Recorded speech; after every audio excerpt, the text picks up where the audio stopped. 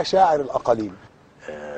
الأقاليم مليانة طبعا مواهب ومليانة حاجات، لكن في بعض النماذج بتبقى موهومة بالشعر، يعني موهوم ان هو شاعر نفسه في عمره ينزل للقاهرة ويقابل حد من الشعراء الكبار وينتشر ويعمل دواوين، وهو بعيد كل البعد عن الشعر.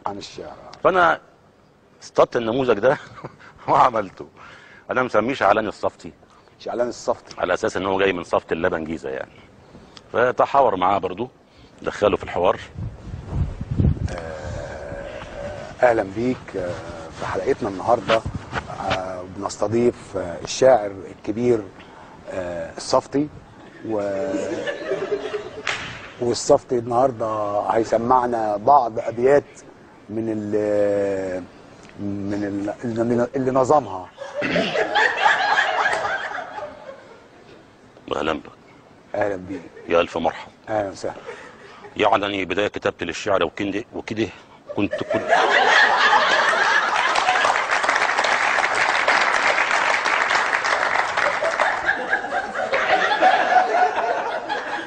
من امتى يعني وانت بتكتب شعر؟ انا بكتب شعر يامي.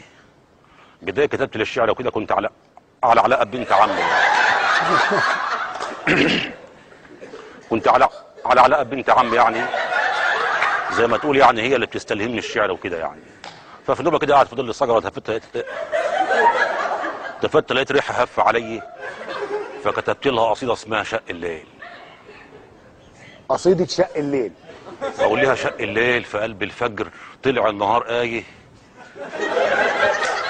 قلت اني مرايه وسكت جوايه. يا الف مرحب. اهلا وسهلا. اهلا وسهلا.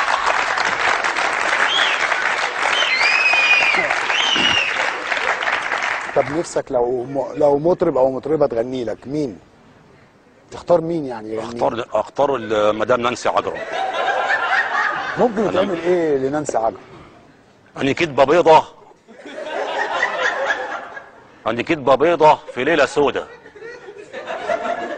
اني ضلعي في مثلث برمودا، شباك حديد من غير اوضه. يا الف مرحبا.